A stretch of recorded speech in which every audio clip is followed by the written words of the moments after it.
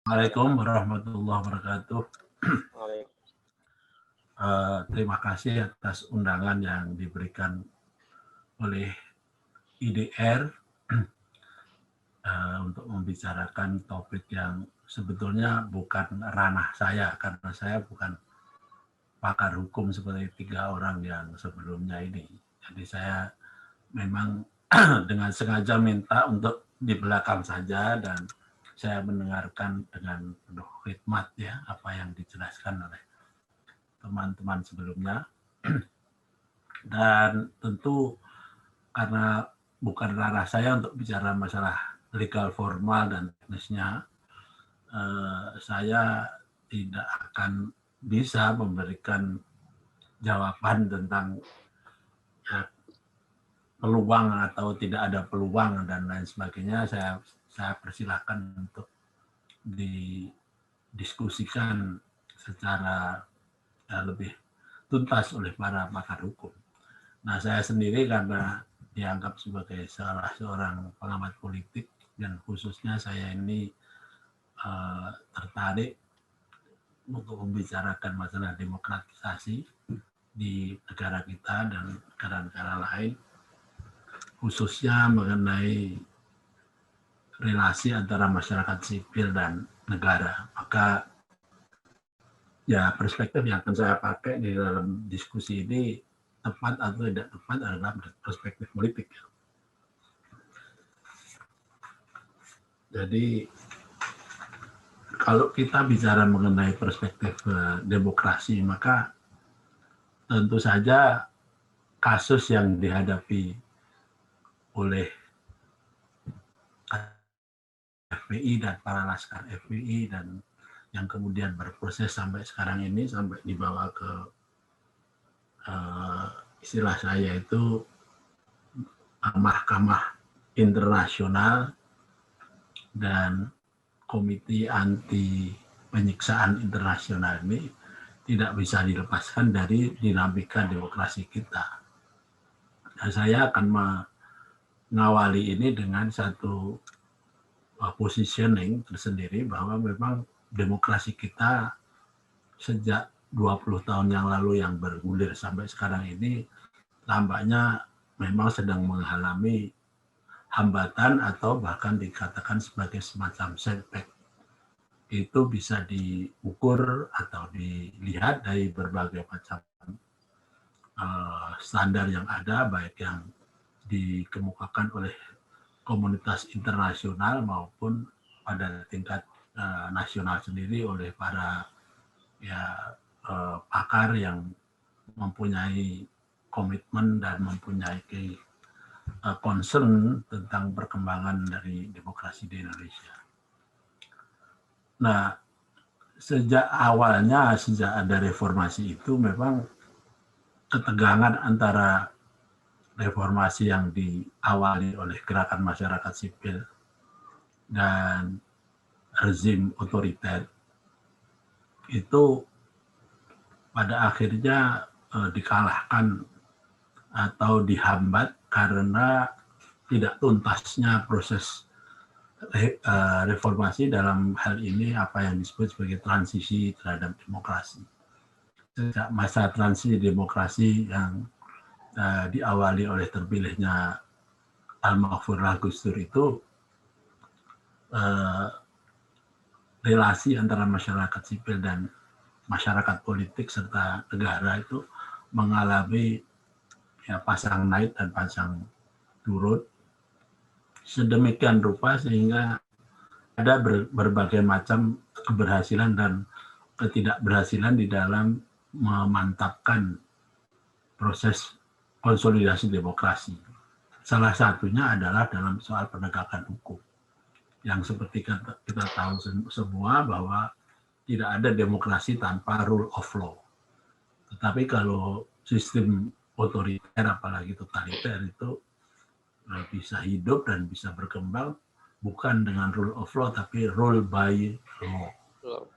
Nah sekarang ini yang kita lihat kenapa terjadi indikasi setback itu menurut saya antara lain karena rule of law kemudian mengalami pemerosotan, bahkan katakanlah pembalikan pelan-pelan, incremental menjadi rule by law. Nah, kalau itu memang terus akan terjadi, maka setback ini dalam soal hukum ini akan menjadi penanda bahwa demokratisasi selama 2 dekade lebih ini bisa mengalami krisis legitimasi juga. Saya sangat terkejut dan sangat impress dengan apa yang dikatakan oleh Mas Isnur tadi, bahwa di dalam soal penegakan hukum ini ternyata kita hanya bergerak atau ya bicara pada formalitas saja. Kita menandatangani macam-macam atau membentuk undang-undang dan aturan macam-macam tentang rule of law, ya, tentang peraturan hukum, tetapi kasus-kasus pelanggaran atau kejahatan HAM berat maupun tidak berat itu ternyata banyak yang masih tidak terselesaikan. Apakah tidak terselesaikan itu secara intentional atau tidak intentional oleh rezim pasca reformasi, it doesn't matter. Tapi faktanya memang sampai Mas Muhammad Isnur tadi mencatat ada sekitar 16 kejahatan berat di Republik Indonesia ini yang tidak tuntas. Padahal itu adalah salah satu penanda apakah yang namanya demokratisasi pasca reformasi dulu itu akan berjalan dengan baik. Dan rule of law di sini bukan hanya terkait dengan penuntasan pelanggaran HAM berat atau kejahatan HAM berat, tapi dalam hal-hal yang lain, termasuk korupsi dan lain sebagainya.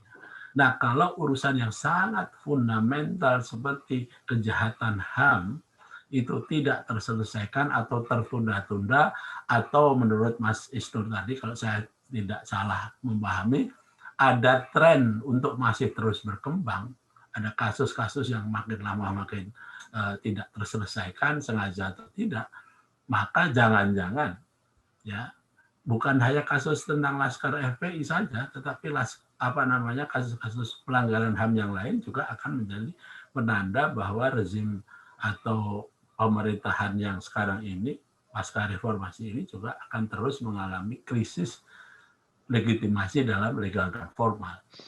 Dan biasanya kalau kita mengalami masalah ini kemudian akan merembet kepada krisis legitimasi politik dan kemudian juga etik.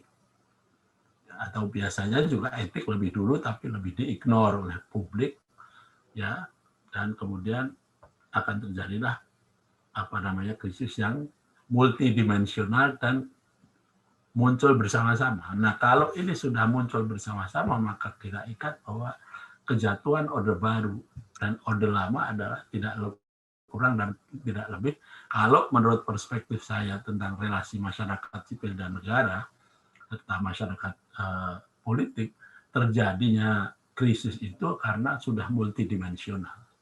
Nah, saya berharap dalam menggunakan kerangka ini, saya tidak dianggap sebagai orang atau pengamat yang memihak salah satu dia.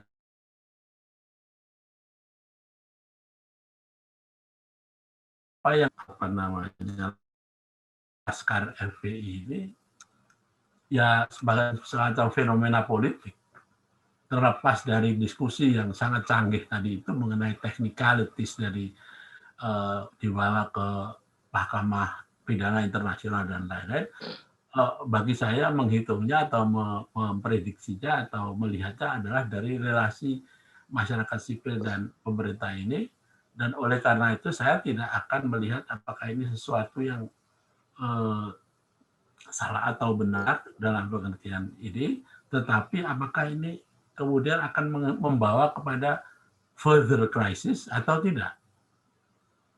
Nah, oleh karena itu saya kalau saya ditanya tentang persoalan hukumnya, nah yang saya tidak tahu banyak, saya melihat penyelesaian hukum itu seperti yang diutarakan oleh Mas Isnur tadi. Kita mesti menuntaskan ini secara benar-benar, malah bekerja sama dengan Komnas HAM agar supaya mereka juga menuntaskan masalah ini, jangan malah menuding Komnas HAM. Ya kan? Karena Komnas HAM ternyata juga menurut saya cukup fair mengatakan bahwa memang ini unlawful killing. Nah ini kan bisa dijadikan sebagai semacam platform untuk bekerja sama untuk mencari penyelesaian secara hukum, secara legal formal. Nah, secara politik nanti kita selesaikan dengan cara yang lain. Tapi tetap saja bahwa kasus ini tidak akan berhenti, bahkan menjadi backfire. Karena publik kita sekarang ini, masyarakat sipil kita juga dalam kondisi yang sangat fragile. Apalagi melihat perkembangan kekinian, pengaruh dari media massa, medsos itu tidak lagi penting diperhitungkan apakah satu wacana itu faktual atau tidak. Maka saya ya menggunakan katakanlah dasar dari Facebook saya atau Twitter saya yang saya punya, itu nyaris terjadi semacam ya komentar-komentar yang menurut saya tidak fair dan tidak cocok dengan apa yang saya pikirkan sebagai public sphere. Karena apa? Karena walaupun saya tahu bahwa members atau pengikut di dalam FB saya itu macam-macam manusia, tetapi kadang-kadang saya harus jujur juga bahwa pendapat mereka itu terlalu hitam putih. Nah, mohon maaf kepada teman-teman sekalian, ya kecenderungan di FB saya kalau saya mencoba untuk mengangkat masalah seperti ini FPI tentang masalah peran polisi dan lain itu sangat cepat untuk kemudian menjadi hanya dua jawaban, mendukung atau tidak mendukung. Saya bekerja keras sekali supaya para pembicara para komentator ini mencoba agak sedikit ya toleran lah dengan saya, yaitu mencoba memikirkan alternatif lain. Tapi saya sangat sulit untuk ngikutin itu di akunnya Pak Ikam. Ya, nah oleh karena itu menurut saya terlepas dari masalah peluang ke mahkamah pidana internasional dan komisi penyiksaan internasional ini. Bagi saya ini adalah penanda bahwa proses demokratisasi kita, relasi kita antara masyarakat sipil dengan masyarakat negara itu sedang mengalami dinamika yang menurun. Bukan hanya karena negara kita ini, tidak hanya karena sekarang pengaruh oligarki dan lain-lain semakin besar, tetapi masyarakat sipil kita juga terbelah. Kita sangat berbeda dengan masyarakat sipil kita pada masa melawan otoritarianisme. Sekarang ini makanya harus dicari solusi-solusi yang baru, bukan hanya blame game saja, tetapi juga barangkali dengan apa yang dikatakan Mas Isnur tadi, saya ulangi lagi bahwa kita ini adalah dalam tabir jurang untuk memasuki negara yang sangat mengignore masalah rule of law. Kita semakin sering menggunakan pendekatan rule by law. Sehingga seolah-olah apapun yang dilakukan di Indonesia ini justified by the law. Tapi apakah itu berdasarkan rule of law? Entar dulu. Karena makin banyak juga kasus-kasus di mana yang seharusnya menggunakan proses hukum yang adil dan tidak ternyata.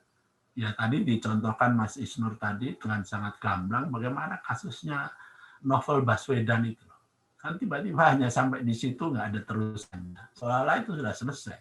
Padahal itu baru koma barangkali ya kasus itu. Karena yang bertanggung jawab di atas itu belum juga kena. Apalagi kalau kita bicara tentang korupsi, masalah penyelesaian korupsi, dan itu semua pada akhirnya bisa menjadikan kita prihatin dan mungkin akan kehilangan lagi momentum untuk melanjutkan proses demokratisasi kita.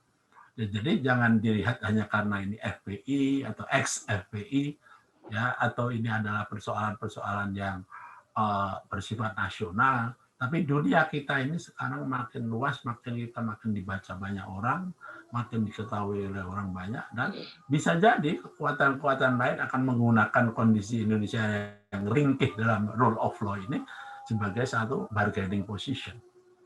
Saya kira saya tidak bisa mengomentari tentang technicalities legal formal mengenai kasus di Mahkamah Internasional ini, tapi saya hanya mengingatkan saja bahwa memang dalam konteks demokratisasi kita yang semakin mengalami pemberosotan ini, kasus-kasus seperti ini kalau tidak dituntaskan, ya, maka dia akan hanya menambah jumlah, ya, pelanggaran atau kejahatan HAM yang disepelekan dan tidak diteruskan, dan atau kita hanya omong-omong saja mengenai persoalan ini sebagai dalih. Sementara realitasnya bisa jadi ada perjalanan yang melingkar menuju kepada otoritarianisme yang baru, karena negara, jangan taken for granted bahwa demokrasi itu akan ada dan akan abadi tanpa kita bekerja. Ya, contoh yang paling gampang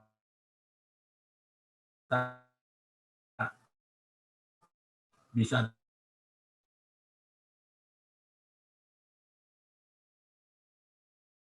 kita baru mencoba lebih dari 20 tahun untuk memperkuat demokrasi kita. Kemungkinan orang-orang atau kelompok-kelompok yang akan kembali menggunakan jalan-jalan yang seperti ini juga akan